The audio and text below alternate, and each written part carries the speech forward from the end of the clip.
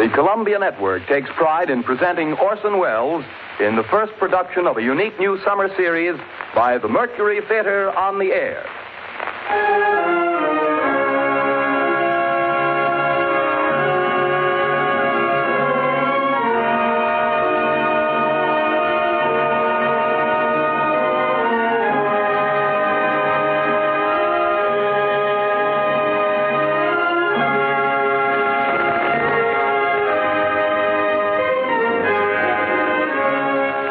In a single year, the first in the life of the Mercury Theater, Orson Welles has come to be the most famous name of our time in American drama.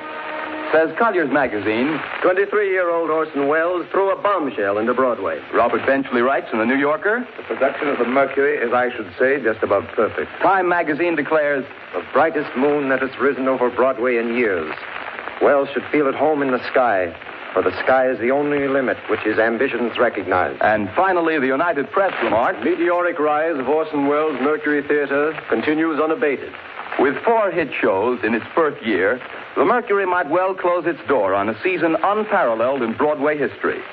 But Mr. Welles has long been working on a project for a greater audience, the Broadways of the entire United States. The Columbia Network is proud to give Orson Welles the opportunity to bring to the air those same qualities of vitality and imagination that have made him the most talked-of theatrical director in America today. And it is this project which Columbia brings you this summer, the first time in its history that radio has ever extended such an invitation to an entire theatrical institution. But here is Orson Welles himself to tell you about it. The director of the Mercury Theater, the star and producer of these programs, Orson Welles. Good evening. We're starting off tonight with the best story of its kind ever written. You will find it in every representative library of classic English narratives. It is Bram Stoker's Dracula. The next time I speak to you, I am Dr. Arthur Seward. George Goulouris plays Jonathan Harker, and Martin Gable plays Dr. Van Helsing. It is Dr. Seward who tells the story, and so for the moment, goodbye, ladies and gentlemen. I'll see you in Transylvania.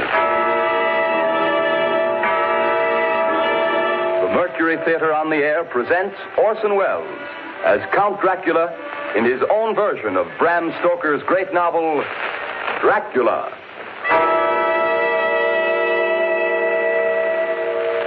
Ladies and gentlemen, my name is Arthur Seward.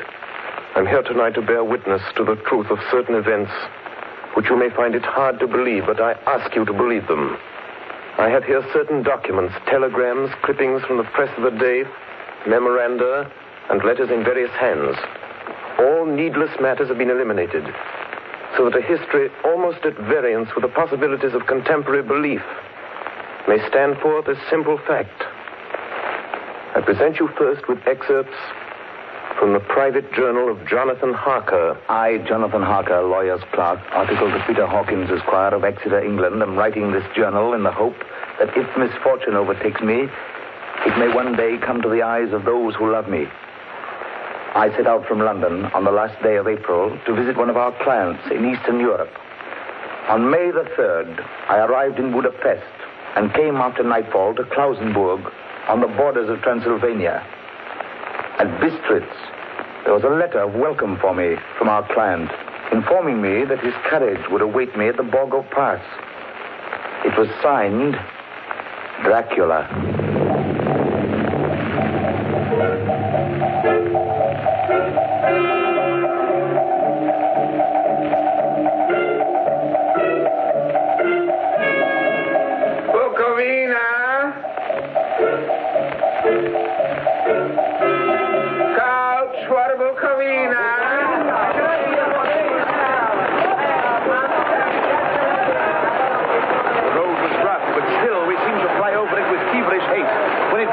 There seemed to be some excitement among the passengers. They kept speaking to the driver and looking at me and urging him on to greater speed. The crazy coach rocked on its great leather strings. The mountains seemed to come nearer to us on either side. Coachman! Coachman! What is it? Where are we? You're nearing your destination, young hare. This is the Borgo Pass.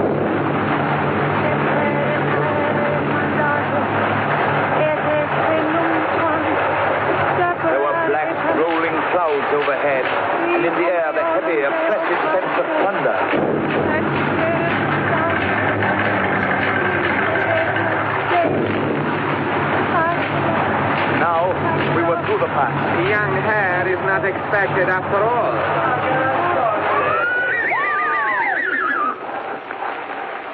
You are early tonight, my friend. A caleche with 4 horses are drawn up beside us. Let me help you, sir. The coachman smiled, and the lamplight fell on a hard-looking mouth with very red lips and sharp-looking teeth as white as ivory. We began to move. I looked back. The coach and its load of passengers had vanished from sight. We swept into the darkness of the pass. I struck a match. It was within a few minutes of midnight. And then a dog began to howl somewhere far down the road.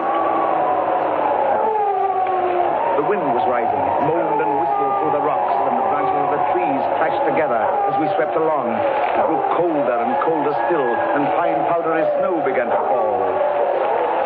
The baying of wolves sounded nearer and nearer, as though they were closing round us from every side. We kept on ascending, always ascending. The howling of wolves was growing less. Presently, it ceased altogether. And just then, the moon broke through the black clouds. I saw around us a ring of wolves running alongside the carriage. In silence, with white teeth and lolling red tongues, with long sinewy limbs and shaggy hair. Welcome to my house. I must have fallen asleep. The carriage had pulled up in the courtyard of a vast ruined castle.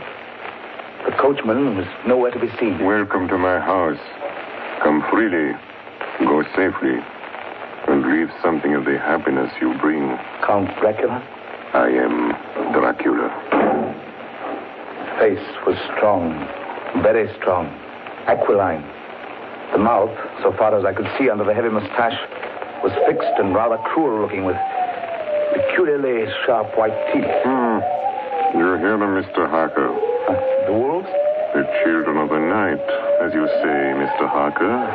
The wolves. Listen. Come now.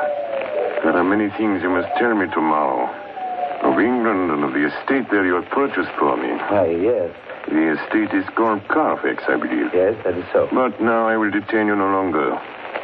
You will find your room in readiness. And I advise you not to leave it during the night.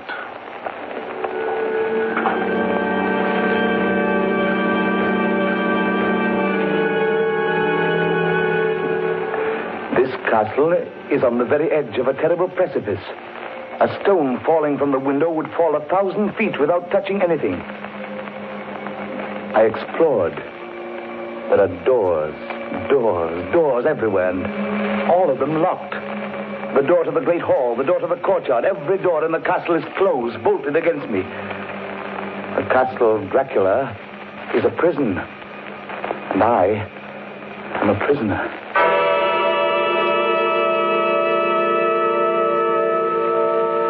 The next night, I couldn't sleep. So after a few hours, I got up and, lighting my candle, I placed my shaving mirror on the dressing table and was just beginning to shave. You seem restless, Mr. Harker. I hadn't seen him, although the reflection of the glass covered the whole room behind me. I turned to the glass again. I could see him over my shoulder, but there was no reflection of him in the mirror. It was blank. I started and cut myself on the side of the throat. The blood was trickling down my neck. Count, my mirror! The blood! The blood! Wipe the blood from your face, Mr. Harker. And take care how you cut yourself. It is more dangerous than you think in this country.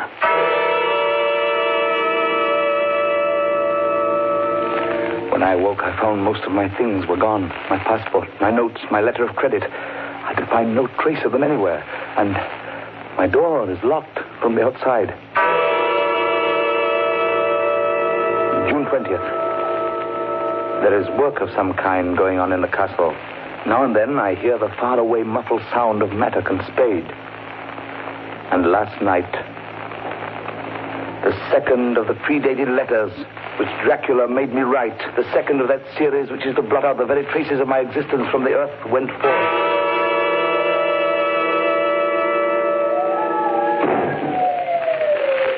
Count Dracula.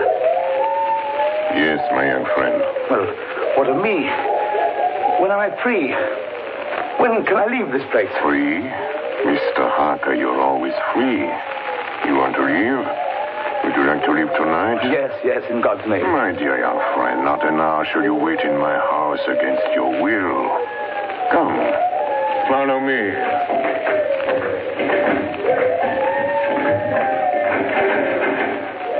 The door seems to be bolted. How strange. The door is locked. Well, in God's name, open it. As you will, Mr. Harker. You English have a proverb which is very close to my heart. Welcome the coming, speed the parting guest. Good night, Mr. Harker. Shut the door! Shut the door! I tell you, shut the door! Shut! The door is shut, Mr. Harker. I take it you will remain.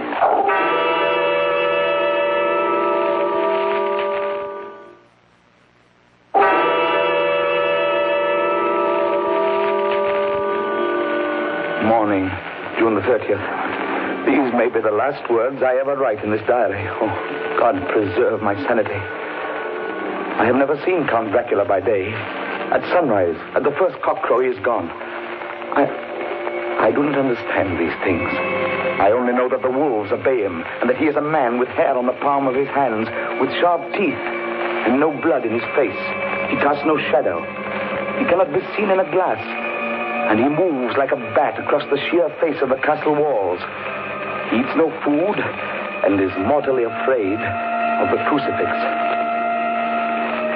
As I write this, I hear in the courtyard the rolling of heavy wheels and the cracking of whips. And there is in the passageway below a sound of heavy boxes being set down. Boxes shaped like coffins. And I know what they hold. The boxes are filled with holy earth from the chapel beneath the castle. It is the last box being nailed down. And now I hear the heavy feet tramping again. The door's shut. The chains rattle.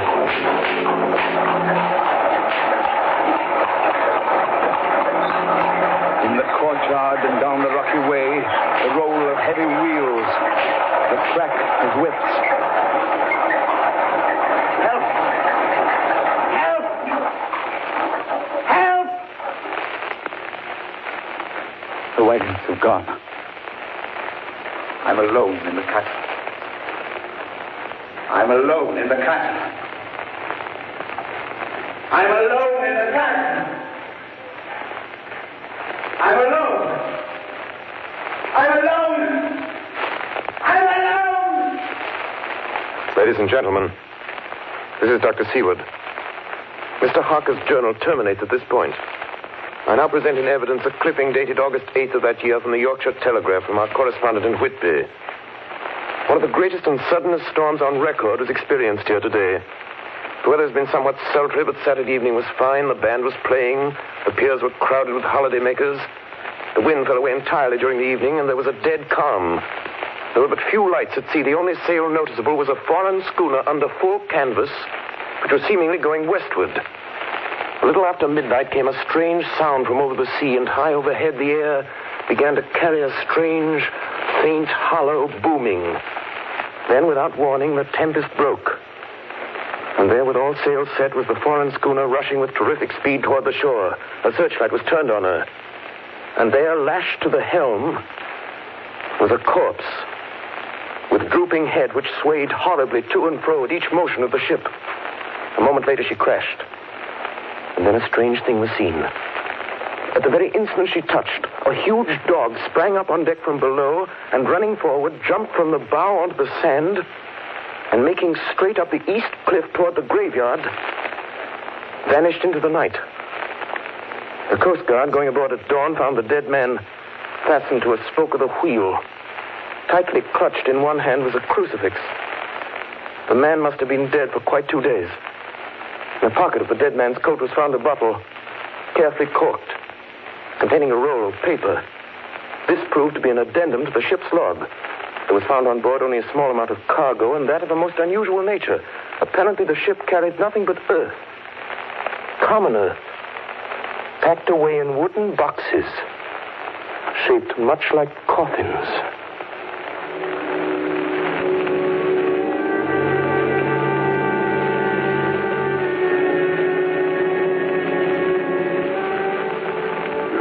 of the Demeter. July 6th. Finished taking in cargo, a queer cargo, boxes of earth. At noon, set sail, east wind, fresh. Crew, 4 hands, 2 mates, cook, and myself, captain. July 11th. Entered Bosporus. At dark, passed through Dardanelles. Mate reported in morning that one of crew, Valjoden, was missing. Took larboard watch 8 bells last night. He was relieved by Chilic. Never came to his bunk. Something aboard this ship. No. Don't laugh, Captain. In the rain last night. Oh? A tall, thin man go up companionway and along the deck forward and disappeared. When I go to the bow, no one. And the hatchways all closed. July 22nd. Rough weather last 3 days. All hands busy with sails. No time be frightened. Past Gibraltar and out through straits. All well. July 24th. Last night, another hand was lost. Disappeared. By Chilichev. Leave all watch, midnight. Then we never see him again. What's double watch now? I don't take watch alone no more. Double watch. Double watch. July 29th. Had single watch tonight as crew too tired to double. When morning come... Hey! Hey, Milo! Banoiti! Is Banoiti below? Banoiti's gone! Banoiti's gone like the others. Like all the others. The mate and I have agreed to go armed henceforth, July 30th. Last night, we are nearing England. Weather fine. All sails set. Captain! The man in the watch in the stairs was missing! Both missing! Now, only self and mate and 1 hand left to work ship. August 3rd. 2 days of fog and not a sail sighted. At midnight, I went to relieve the man at wheel, and when I got to it, found no one there. It's here. I know it now. I saw it. Like a man, tall and thin and ghastly pale. It was in the bows looking out.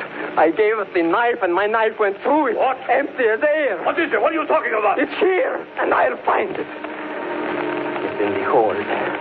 In one of those boxes of earth. I'll unscrew them one by one and see. He is mad.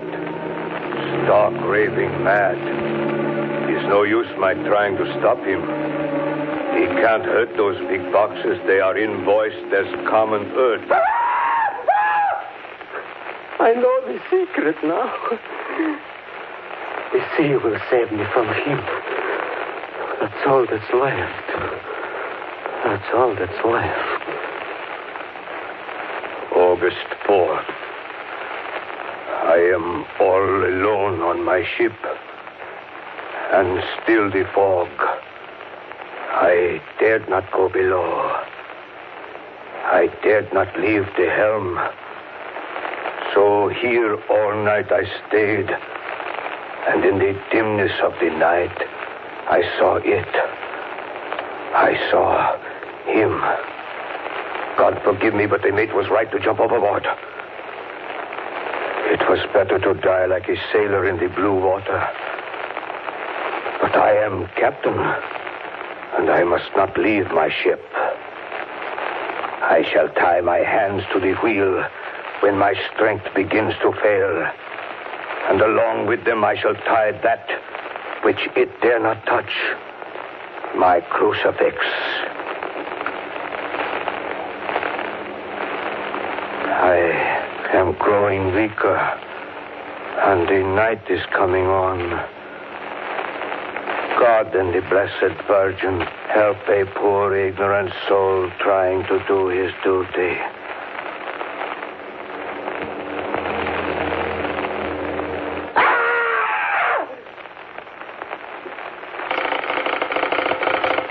Telegram, Seaward, Perfect, to Van Helsing, Amsterdam.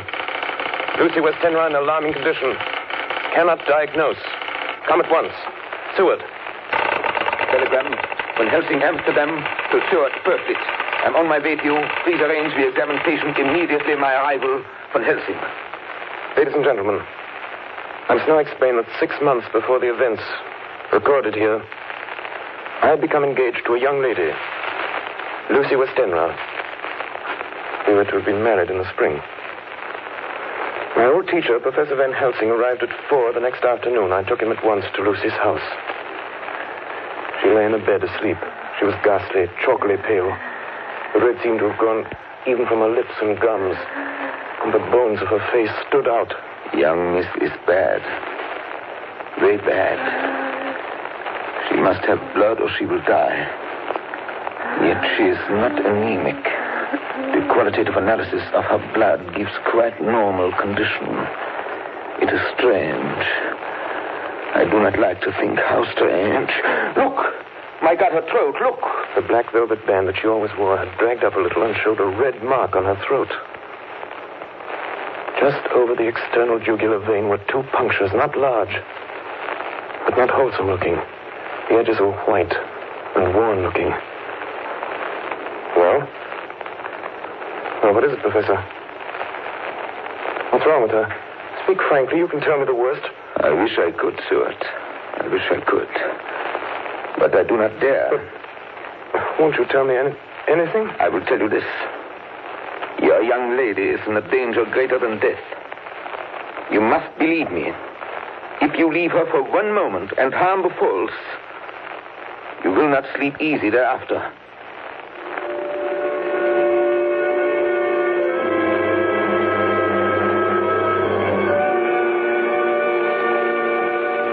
September 8th. I sat up all night with Lucy. Arthur, I'm afraid. Night, dear. You can sleep tonight. I'm here watching you. Nothing can happen. And I promise if any sign of bad dreams, if I see anything, I'll wake you at once. You will? Will you really? Then I'll sleep. I sat all night by her bedside. She did not wake once during the night, although her brows or a bat or something flapped almost angrily against the window panes. September 11th. Still quoting from my private journals. At this time that I received a message from Purfleet. Read 10:20 p.m. St. John's Hospital, serious complications, case 891, your immediate presence, London, imperative. I had no choice. Sometime later, a paper was found among Lucy Westenra's belongings. I write this and leave it to be seen so that no one may by any chance get into trouble through me. I went to bed as usual, taking care that the window was closed, as Dr. Van Helsing had directed. About 2 a.m, I awakened. I went to the door, called out, "Arthur! Arthur!" There was no answer. Something's broken the window. I'm in the room, alone. I dare not go out. The house seems empty. The air is full of specks, floating, circling in the draught from the window. The light burns blue, dim. What am I to do? Something very sweet and very bitter all around me.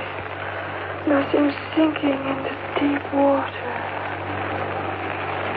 You shall be flesh of my flesh, blood of my blood.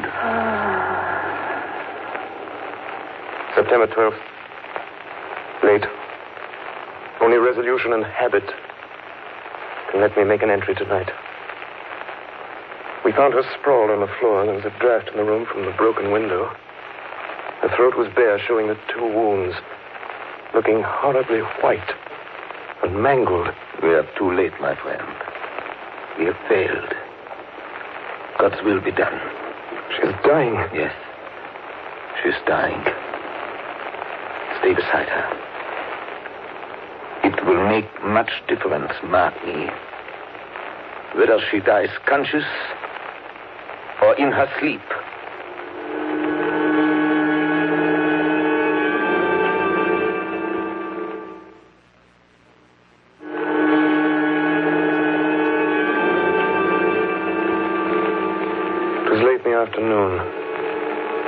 opened her eyes. Arthur. Oh, my love, I'm so glad you've come. I took her hand and knelt beside her. Her breath came and went like a tired, peaceful child's. And then the light from the setting sun fell on her face, and then, insensibly, a strange change came over her. Her eyes grew suddenly dull and hard. Her breathing was heavy. The mouth opened, and the pale gums, drawn back, made the teeth look large and sharp. Arthur, oh, my love, I'm so glad you've come. Kiss me. Bend down and kiss me. Not for your life. Not for your living soul and hers. Lucy! She's dead. Poor girl. There's peace for her at last. The end. Not so. It is only the beginning. Wait and see.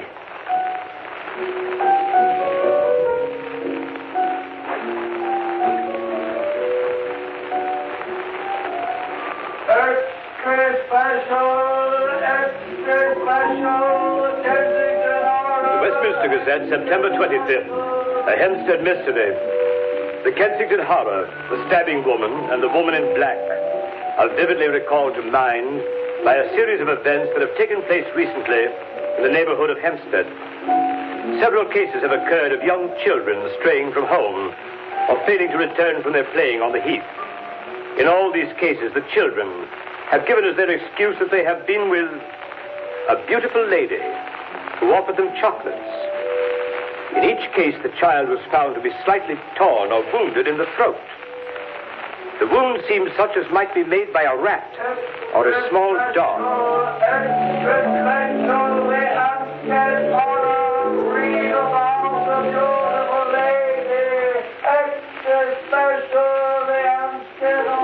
The Hempstead Horror. Another child injured by the beautiful lady. We have just received intelligence that another child missed last night was only discovered late in the morning. It has the same tiny wound in the throat. Well, Stuart, what do you think of that? You mean to tell me, my friend, that you still have no suspicion as to what poor Lucy died of? Nervous prostration, following great loss and waste of blood. And how was the blood lost or wasted? You are a clever man, my friend, and a good doctor. But you do not believe that there are things that you cannot understand. You are wrong, Stuart. Are you aware of all the mysteries of life and death? Can you tell me why in the pampas there are bats that come at night and open the veins of cattle and horses and suck dry those veins? How in some islands of the western seas there are bats which hang on trees all day, and then when the sailors sleep on deck because it is hot, flit down on them, and then in the morning are found dead men, as white as Miss Lucy was? I understand none of these things. Up to tonight, Stuart. If you dare to come with me, perhaps then you will understand. September 29th. Before dawn. Now it is done. And I would sooner die 1,000 deaths than live again through what I did this night. We will spend the night, you and I, here in this churchyard where Miss Lucy is buried. We enter the tomb, then we open the coffin. You shall yet be convinced. Take care, Van Helsing. Miss Lucy is dead, is it not so? Then there can be no wrong to her. But if she's not dead... With some difficulty, we found the West End tomb. I took up my place behind a yew tree. On one side of the tomb, Van Helsing on the other. I was chilled and frightened. Suddenly, I saw something moving between two yew trees. A dim, white figure which held something at its breast. The figure stopped. I could not see the face, for it was bent down over what I saw to be a fair-haired child. There was a sharp little cry, such as a child gives in sleep, or a dog as it lies before the fire and dreams. Then the thing saw us. She drew back with an angry snarl. The lovely blood-stained mouth grew to an open square. If ever a face meant death, I saw it at that moment. Then suddenly she turned and vanished in the direction of the tomb. The child is not harmed. We leave him in a safe place where the police find him. There's more to do. Come. Now we were in the tomb. Then in the coffin, the thing lay. Like a nightmare of Lucy, the pointed teeth, the blood-stained mouth. Van Helsing never looked up. From his bag, he took out a book, his operating knives, a heavy hammer, and a round wooden stake, some 2 or 3 inches thick, sharpened to a fine point, and hardened over a fire. Stuart! The life of this unhappy woman is just begun. When she become what you call undead, there comes with the change the curse of immortality. She cannot die, but must go on age after age, adding new victims. Because all that die from the preying of the undead become themselves undead and prey on others. So the circle goes on, ever widening as the ripples from a stone thrown in the water. But if this lady, this undead, be made to rest as true dead, then the soul of the poor lady whom we love shall be again free. Tell me, what am I to do? Take this stake in your left hand, the hammer in your right. Yes. Place the point over the heart. Yes. Then, when I begin the prayer for the dead, in God's name strike. Are you ready? Now, Domine Jesu Christe, Fili de vivi, quum manus tuas ex voluntate Patri.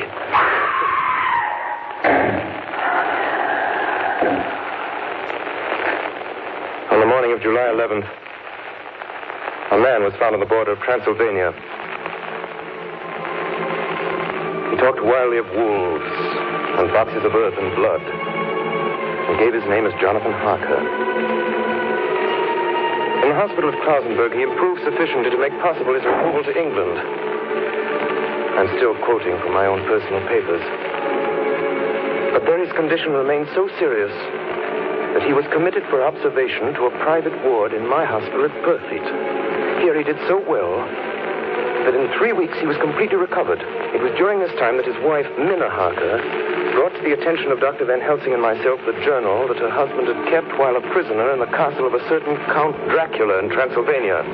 I have before me the record of a meeting that took place in my study in Purfleet, transcribed by Minna Harker. October 1st. Meeting began soon after 8. Jonathan next to me. Dr. Seward opposite to Van Helsing at the head of the table. My friends, there are such things as vampires. Had I known at first what now I know, one so precious life had been spared to many of us who love her.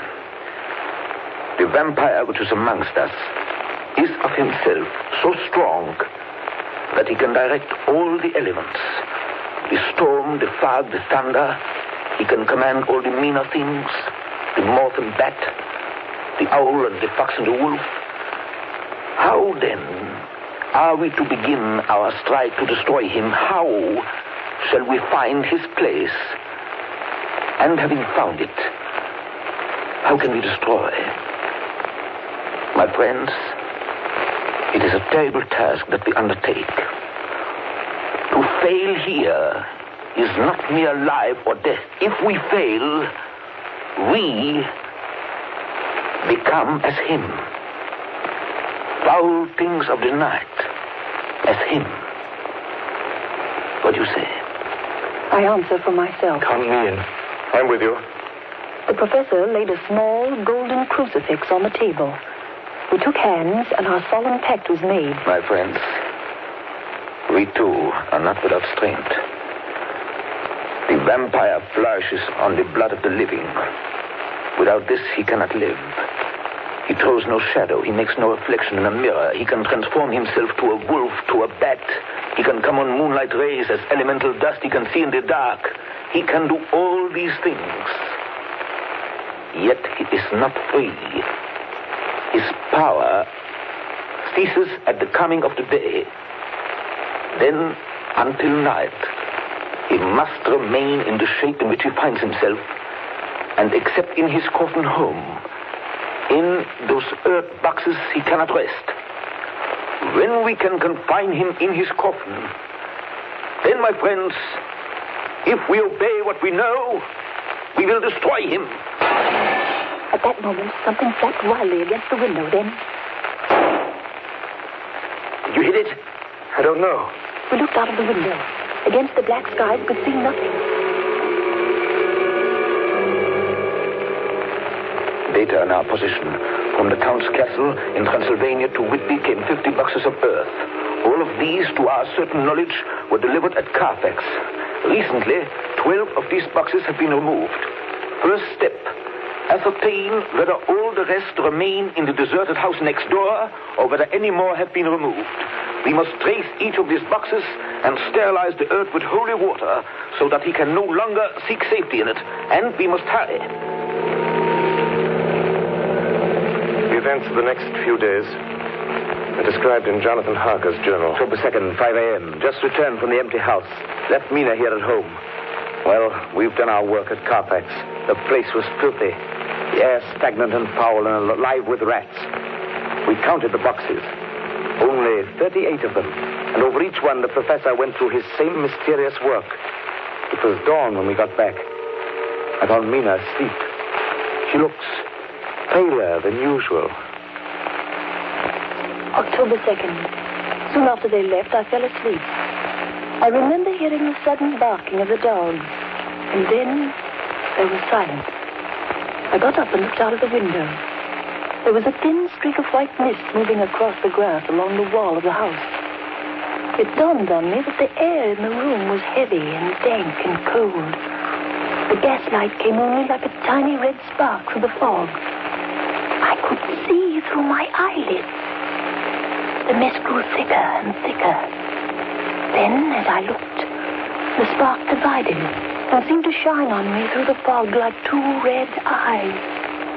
You shall be flesh of my flesh, blood of my blood, blood of my blood.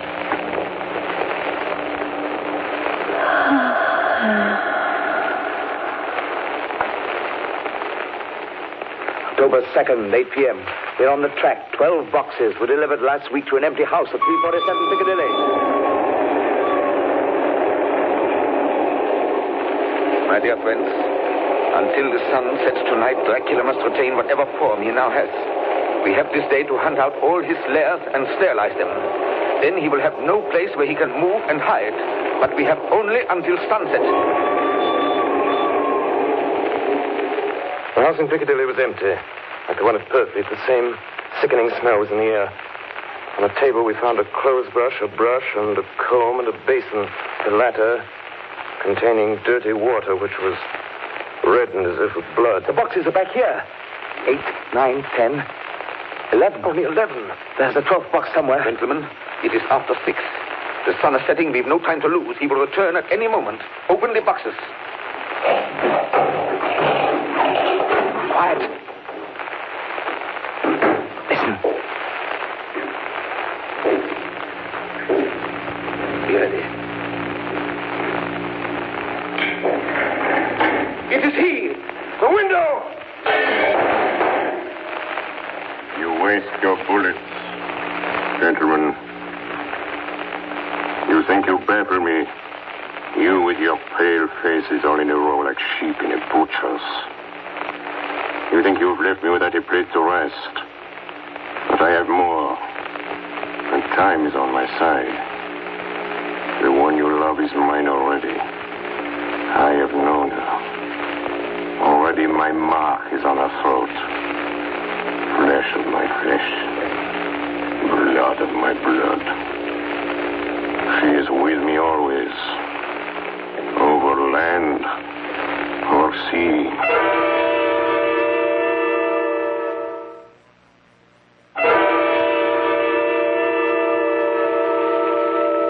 October 4th morning.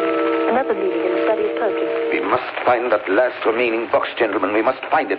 As long as that earth exists impure, as long as there remains one place of refuge for Dracula, there is no safety and no peace for any soul in England. And for the undead, never peace so long as he lives. Blood of my blood. Blood of my blood. Mina! How do you know that? Quiet. With me always. Over land and sea. Mina, darling, how did you know that Dracula said those... I don't know. The words just came. Strange. There are times when somehow I feel that I'm with him. At sunset? Yes. Just at sunset. And again at sunrise. Dr. Van Helsing, if I could... If at that time you... Have you the courage? Courage for what? What do you mean? Dr. Van Helsing here will question me.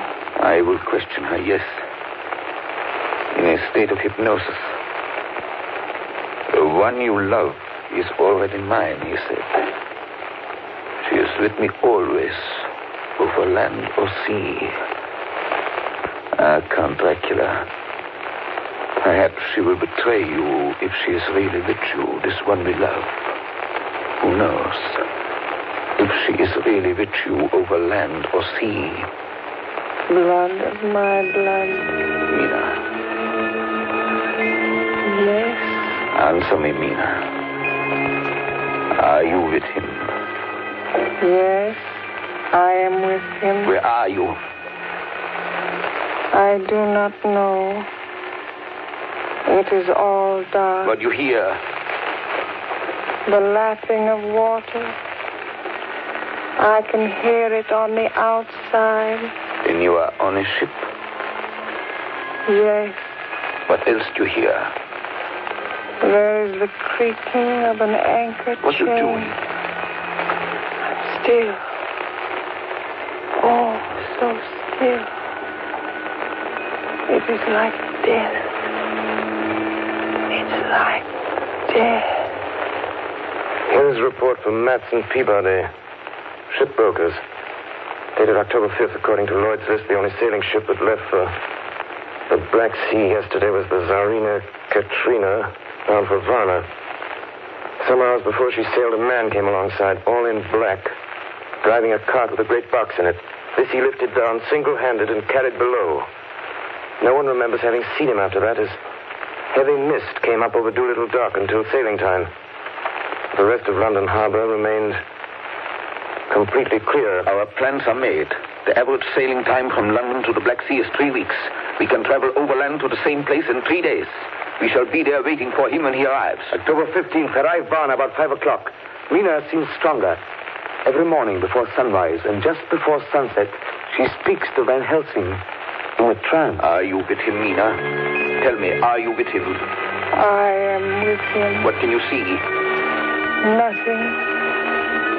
All is dark. What can you hear? I can hear the waves lapping against the ship and the water rushing by. The wind is high. I can hear it in the shrouds and the bow throws back the foam. So, the Tsarina Katrina is still at sea, hastening on her way to Varna. The Count cannot cross running water, so he cannot leave the ship without being observed. What do you hear, Mina? Lapping waves and rushing water. Darkness. Darkness and wind. A whole week of waiting. Daily telegrams from Lloyd's. Not yet reported. Rushing water and creaking mast. Darkness. Darkness and wind. October 24th. Telegram. Lloyd's, London to Harker. Tsarina Katrina reported this morning. From Dardanelles. Lloyd's, London to Harker. October 28th. Tsarina Katrina in heavy fog reported entering Galatz Harbor at 1 o'clock today. Galatz is 38 hours from here, and the first train for Galatz leaves at 6:30 tomorrow morning. My friends, we have lost.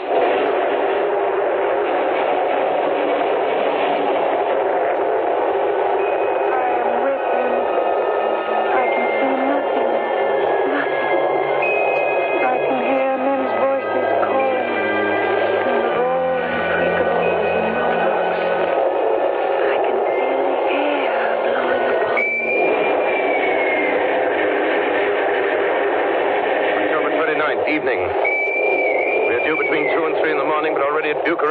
3 hours late. Something's going on. I can feel it passing like a cold wind. I can hear far off confused sounds. Men talking in strange tongues. Tears falling water and the howling of wolves. There's another sound. A queer sound. Like what? Speak, Mina. Speak, I command you. I command you to speak.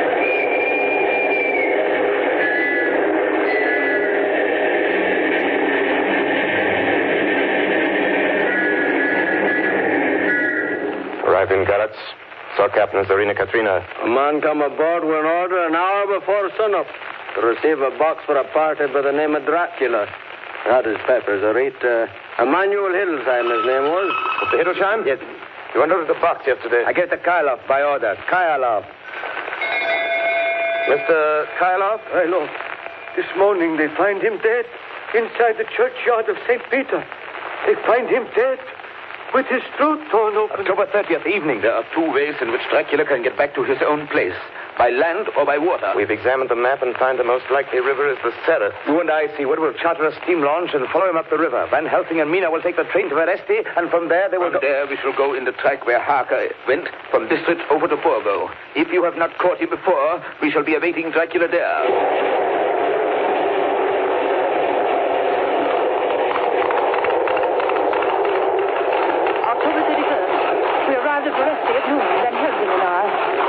Here, and we start in an hour. Our enemy is still on the river.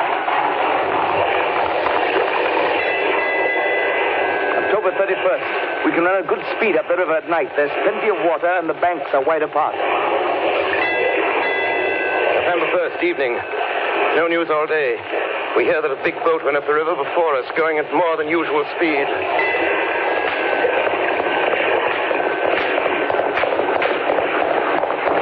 November 4th. All day driving. The country gets wilder as we go. By morning we shall reach the Borgo Pass. November the 4th, evening. We've left the launch. We've got horses, and we follow on the track along the river. We are armed. Look! Quick! There they are now! Heading west! With the dawn, we could see the Slovaks some miles before us, dashing along the river with their wagons. On it is the great box.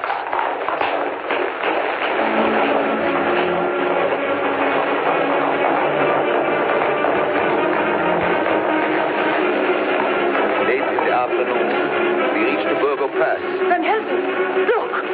We could see a long way all around us.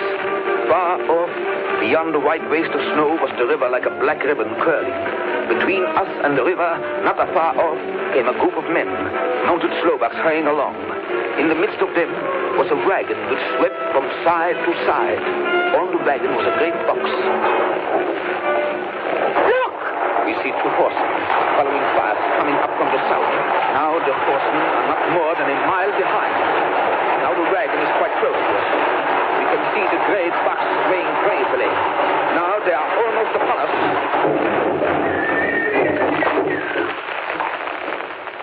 Now has happened a strange thing. The wagon smashed into a great rock bed in the snow, lost its front wheels, and turned over on its side, jammed against the stone. The horses tore loose from their traces and bolted, and the Slovaks scatter and vanish after them. Then silence. Silence like comes after ringing a bell. Look! His face! It is Dracula, sprawled out stiff and twisted in the smear of his own holy earth. The box, in falling, has emptied the dirt onto the snow. His face is old-looking. The skin is like paper. Dr. Seward, there's no time. Look at the sun. Sunset. In 1 minute there is darkness and he is forever lost to us. Have you the stake of wood and the hammer? Here. Now, Seward, pray for us. Kneel down and pray. Harker, the stake of wood over his heart. Be not afraid, Harker. Do not look into his eyes. The hammer. Now, Harker, strike. Strike!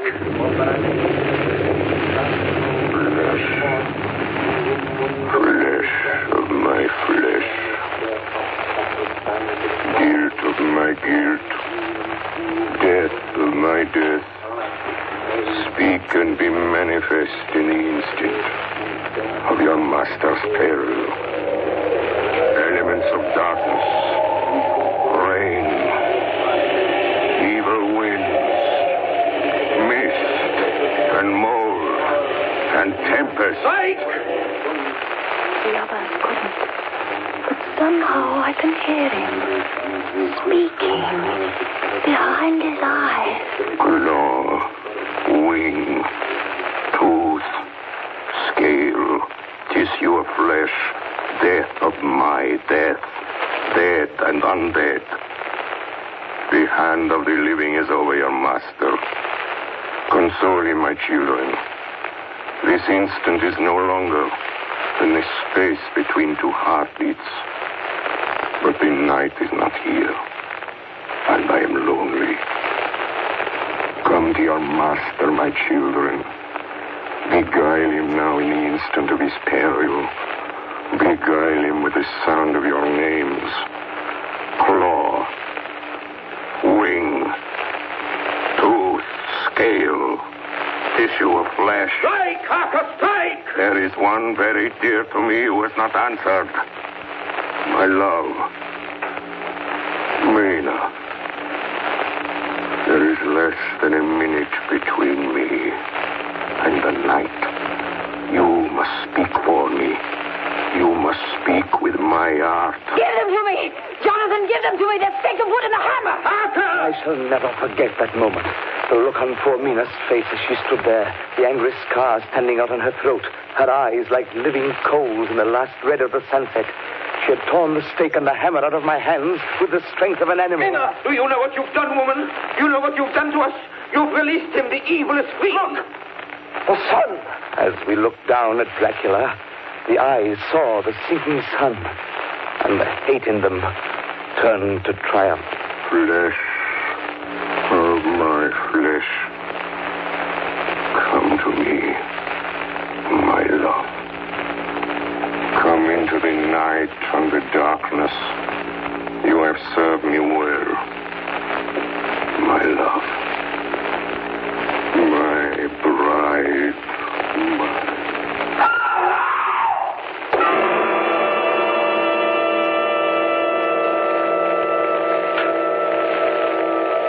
Ladies and gentlemen, all the evidence in this case is now before you. I've added nothing. And to the best of my knowledge, I've omitted nothing that might help to throw light on the extraordinary events of the year 1891, which culminated on that terrible evening in the Borgo Pass. There remains only this one last report. When Mina Harker seized the stake and hammer from her husband, I believe she was under some form of hypnosis. She herself remembers nothing. But whatever influence was at work on her, she must, at the last moment, have rejected it. For at the exact instant the sun disappeared, it was Mina Harker who drove the stake through the heart of the thing that called itself Dracula. At that same instant, even as we looked, the wound on the side of her throat was no more. As for Dracula, before the scream of the creature had died from our ears, the whole body crumbled into dust and passed from our sight.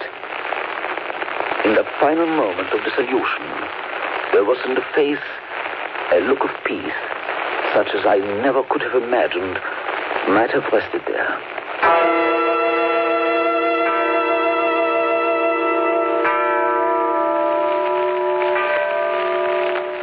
Tonight's production of Dracula by Orson Welles and the Mercury Theater was the first of 9 CBS broadcasts in which this brilliant group will bring to life a series of great narratives. In the cast tonight, Dr. Van Helsing was played by Martin Gable, Jonathan Harker by George Coulouris, Dr. Seward by Orson Welles, the Russian captain by Ray Collins, the mate by Carl Swenson, Mina Harker by Agnes Moorehead, Lucy Westenra by Elizabeth Farrer, and Count Dracula by Orson Welles. Bernard Herrmann composed the original music and conducted. Dan Seymour speaking.